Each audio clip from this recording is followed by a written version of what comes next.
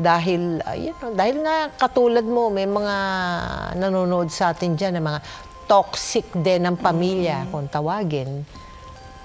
Ano ba yung mga natutunan mo na at this point in your life after going through that journey of, hardships with your family? Siguro ang may papayo ko lang, especially to those people who grew up in a very dysfunctional family, na you should really cut the curse, break the generational curse. You're able now to do it. You're able to change.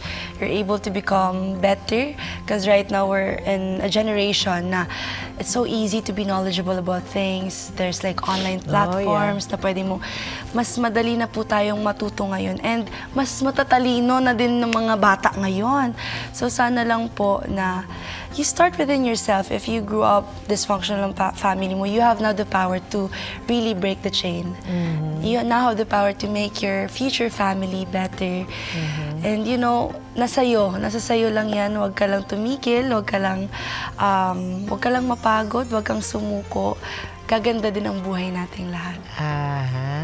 Very nice. Thank you very, very much, Tita Judy. Mac. And I really will pray that thank you will, in the future, all of these dreams and your ambition to be a doctor and all of that, sana ihatid sa iyo ng Panginoon talaga. All your wishes in your life.